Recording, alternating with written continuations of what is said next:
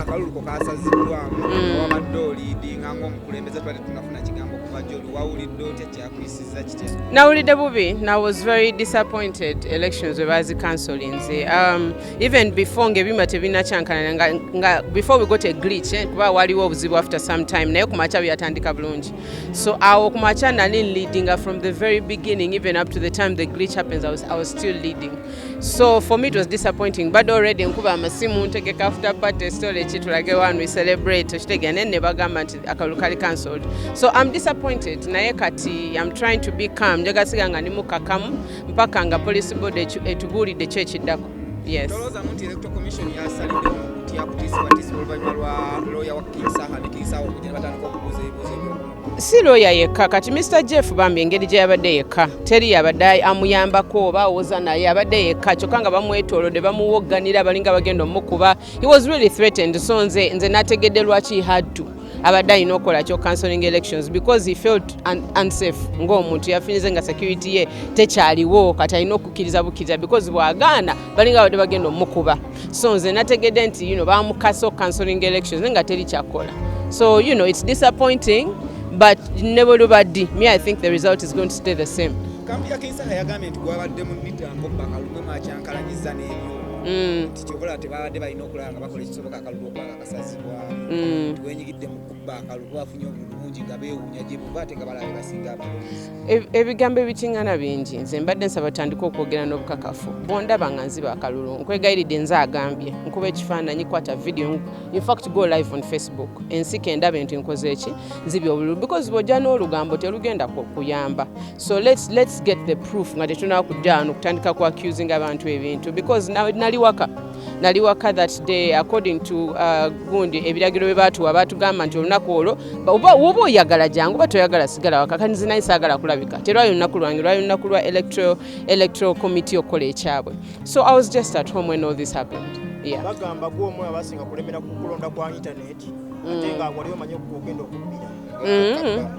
Salemera ku kya internet ate nze munaye siri kafulu wa internet, not at all. Nze manyi internet just like all of you. I use social media on the internet ebirala sibimanyi. I did not study anything to do with how to handle laptops manyi ku hacking abiki bana endoza ndabika ngo wamageze ennyo naye nga awo situukawo nedda. I don't know how to do that.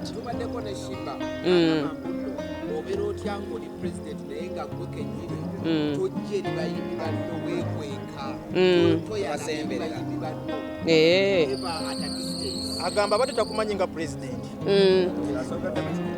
No, I think sokera ddala all artists know that eri ku National Theatre ku level eri ku gundi level 2 room yaffe eri room 13 yeyo office gyembeeramu sina gye nekweka.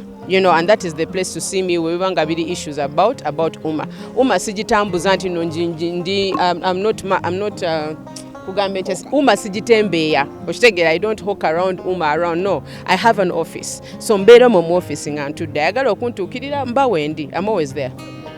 Okyokugamba tutakumanyi nga president ate nga bakulembedde emyaka ebiri naye takutegeera nga president. Kiri okay obutamanya sina buzibu naye I'm sure kati ategedde.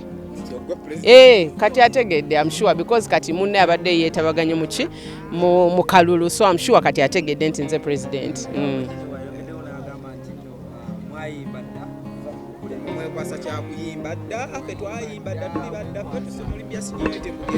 Bangi nnyo abayimba dda kati olaba na bano abaku UNCC bayimba dda aba NCF bayimba dda okitegeera bonna n'abayimbi kati betwina mu parliament. So it shouldn't be an issue. Mpozi nga ffenna oyagala tuyiwa okitegeera from the parliament to everything that we are doing as artists because we don't sing anymore, but that's not a factor mu umma. Mpozi mu birala naye mu umma asi kikulu. Agamba oba yagaliza industry lwaki tolekera King Saha mu law.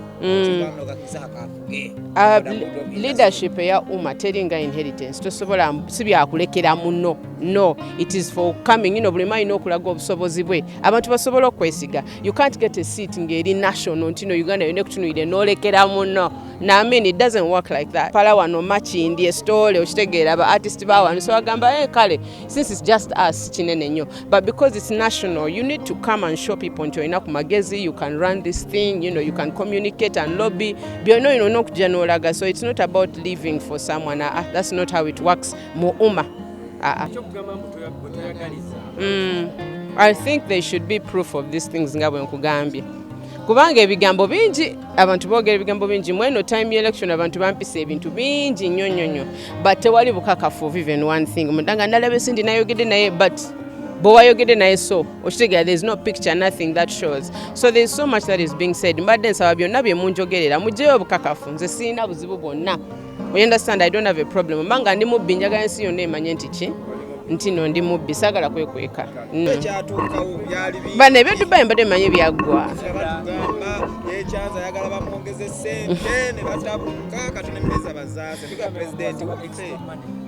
no kati music is a business for me era nga we munsanze wano atudde wano sente balance wange bamuleeta in fact guy yali awo aleeta balance wange balance bw'atatuuka sikola ki siyimba ntaddemu a lot of time and money mu career yange kati nze okuyimbira obwerere wakiri nzirayo waka nenneebaka in fact nzirayo waka nennyonsa nenneebaka nfo ky'okuyimbira obwerere so that is what happened nalinda gaya ajansasula esente n'agamba nti ziganyeemu nekiganda nenneebaka kitegeera I went back to the room and I slept because music is a business if that doesn't happen then it doesn't happen then kati engambo ne zivayo kuba yali ayagala okwedefendinga naye ekituufu ekiriwo is that yalemerwa okunsasula for Dubai kiva yasa performing e Dubai nekyo kisoboka naye simanyi sisobola boogerera I don't know their intention me I just know I wasn't paid and I couldn't perform at the same time era omukulembeze twali tukimanyi nti akasente akaali kasigaddeyo ka balance katono kyandibadde kityo okuba nti n'osooka okuyimba ne bakigambibwa nti omukulu yagamba mukayimba after the performance sente zazimaleyazibwa siri musiru siri musiru nze siwola ndongo bw'oba omaze okuyimba oba omaze eddiya oba takusasula before the show tebagenda kusasula I have enough experience in this industry okumanya nti promoter agamba nja kusasula after that's not going to happen because singa badde corporate event nti tuyina invoice tuyina okitegeera all that paperwork naali performance but bino biri gentleman's agreement so the only thing I have against you is my show hey yes no I did not ask for extra money no I didn't ask for any extra money I asked to be paid for Dubai kubanga olaba nayimba ne Abu Dhabi nayimba kuba akajja katuuka na mean yeah the money was there so I sang Dubai wezagaana nenneebaka bagamba mbu watyo okuyimbira abantu abatono okusula sa abantu sabalaba na balaba in fact balisazewo because abasinga bagamba nesibira mu hotel kati nategeera nti n'abantu tebaliyo mu event okitegeera if I was at the hotel so I didn't see the people me I didn't care if it was full or empty nze abantu ababiri we babeerawo nja bayimbira ne babeerawo 10 kiri nti bampadde ezange nze nja kuyimba I wanted Chinese food for real nze bwe ngenda when I leave Uganda saagala Ugandan food njirya wano bulijjo so when I got there ne bambuza what do you want I like Chinese food nengamba I want give me Chinese food or give me Indian food nebagamba kale ne bagenda teri yangamba nti muna emmere ya beite tugisobola kitegeera nedda nze bakkiriza nenjirinda netakola ki netaje ye mwami bananga you people ye mwami mwali muwasizaako no tasobola kuŋŋaana kuyimba naye tasobola kundeka nyimbire loosi okitegeera he loves me so if he loves me he cares about me so issues ezibanga zeekutemu ng'omusajja ng'omwami agenda kujja kinkwatiremukko kale katubaleke